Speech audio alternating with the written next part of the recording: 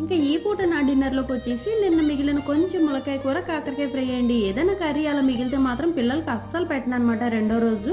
ఫ్రిడ్జ్‌లో పెట్టయితే అస్సలు వాడననమాట అండి. కాకపోతే వెజిటేరియన్ వరకు నేను ఒక్కదాన్నైనా యూజ్ చేసుకుంటాను. నాన్ వెజిటేరియన్ అయితే పారేయనన్నా పారేస్తాను.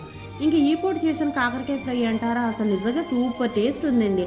మా పిల్లలకు కూడా అసలు ఎస్పెషల్లీ మా చిన్నోడు కూడా కళ్ళు కద్దుకొని మరీ తినేస్తాడు. కాకరకాయ వండితే చాలు వీళ్ళకి ఇంకేం వండక్కర్లేదనమాట అండి. అంత టేస్టీగా ఉంటుంది. నాలాగే ఎవరైనా కాకరకాయ ఫ్యాన్స్ ఉంటే గనక కామెంట్ చేయండి. ఇంకా రేపొచ్చేసి అమావాస్య కాబట్టి అందరూ పితృదోష పూజలు అన్నట్టుగానే కొంచెం హడావుడిగా ఉన్నారు మా ఇంటి దగ్గర కూడాని. సో, అలాగే మా పేరెంట్స్ కూడా ఎళ్లి పితృపూజలు ఏవో చేయిస్తాము అని అంటున్నారండి. పాపం ఈ పెద్ద వయసు చేసుకొని ఇప్పుడు రాజమండ్రి దాకా ఎళ్లి ఎలా చేయిస్తారు చెప్పండి? ఆ పితృదోష పూజలు చేయించకపోతే కొడుకులైతే ఆర్థిక పరంగా, కూతుర్లైతే ఆరోగ్యపరంగా దెబ్బతింటారు అని చెప్పేసి ఎక్కడో విన్నాను. కానీ ఇలాంటివన్నీ నేనైతే నిజంగా నమ్మనండి. మనం చేసే మంచి మనల్ని కాపాడుద్ది. మనం ఏదైనా పాపం చేస్తే మనం అనుభవిస్తాం. అంతే గదా!